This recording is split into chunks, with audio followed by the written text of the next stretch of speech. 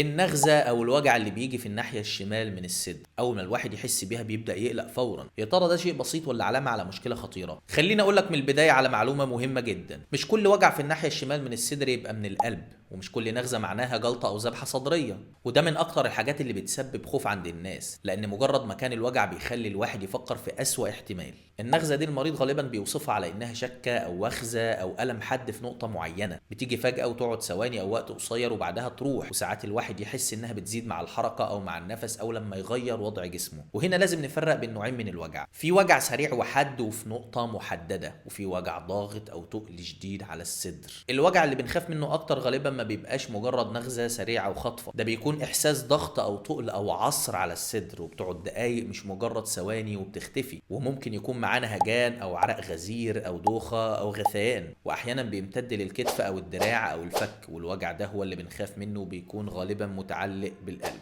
طيب لو الوجع اللي عندك مش بالشكل ده يبقى غالبا سببه ايه؟ اشهر سبب بصراحة هو الشد العضلي او التهاب في عضلات او غضاريف الصدر، وده بيحصل مع ناس كتير جدا بسبب قعدة غلط او حركة مفاجئة او شيل حاجة تقيلة او كحة شديدة او مجهود. في الحالة دي غالبا الوجع بيكون واضح في مكان معين وبيزيد مع الحركة او لما تضغط على نفس المكان. ومن الاسباب المشهورة جدا برضو التوتر والقلق. ايوه التوتر فعلا ممكن يعمل وجع في الناحية الشمال من الصدر، لان القلق بيشد العضلات وبيزود احساس الانسان باي عرض بسيط في جسمه، فبيبدأ يحس بوخزات او شد او عدم ارتياح فيخاف فيتوتر اكتر فتزيد الاعراض اكتر. يعني الجسم احيانا بيحب يعمل دراما بدون داعي. كمان الحموضة وارتجاع المريء من الاسباب الشائعة اللي ممكن يعملوا وجع او حرقان في الصدر، وساعات المريض بيفتكره من القلب، وده بيحصل بالاخص بعد الاكل وبيكون معاه طعم مر في الفم او احساس بالحرقان زي ما قلنا. وفي اسباب تانية من الصدر نفسه زي التهاب الغشاء المحيط بالرئة او التهاب الصدر، وساعتها الوجع ممكن يزيد مع النفس او مع الكحة. وفي حالات اقل بعض المشكلات القلبية نفسها بتسبب الم مختلف،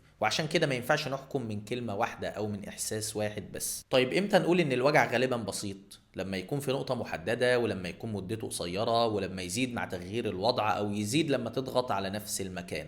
ساعتها السبب غالبا بيكون من العضلات او جدار الصدر، وده شيء غير خطير. لكن لازم ننتبه جدا في حالات معينة، لازم تراجع دكتور بسرعة لو الوجع كان مع المجهود زي المشي أو طلوع السلم، أو استمر وما راحش، أو كان تقيل أو ضاغط على الصدر مش مجرد نغزة والسلام، أو كان كمان معانا هجان أو عرق أو دوخة أو ترجيع أو امتد للكتف أو الدراع أو الفك. كمان لازم نكون حذرين جدا لو الشخص ده مدخن او عنده سكر او ضغط او لخبطه في الكوليسترول او الدهون الثلاثيه او تاريخ مرضي في القلب. ساعتها الدكتور مش بيشخص من كلمه نغزه وبس، الدكتور بيشوف شكل الوجع عامل ازاي ومدته قد ايه وامتى بيظهر وايه الاعراض اللي معاه، وبيكشف على المريض وبيعمل رسم قلب، واحيانا بيطلب فحوصات تانية حسب الحاله. يعني التشخيص الصح ما بيبقاش من التخمين لكن من تقييم كامل. واكبر غلط بيحصل من الناس واحد من اتنين، يا اما واحد بيهول جدا واول ما يحس بوخزه بسيطه بيفتح شات جي بي تي ويتكلم معاه وبعد دقيقتين بيقتنع انه محتاج يوزع الميراث خلاص، ويا اما واحد بيستهون جدا ويقول دي مجرد نغزه مع ان الوجع مستمر وجاي مع المجهود وجاي معاه اعراض واضحه. فالخلاصه ببساطه الوجع او النغزه في الناحيه الشمال من الصدر مش معناها تلقائيا ان في مشكله خطيره، وفي اوقات كتير جدا السبب بيكون عضلات او توتر او حموضه او سبب بسيط في الصدر.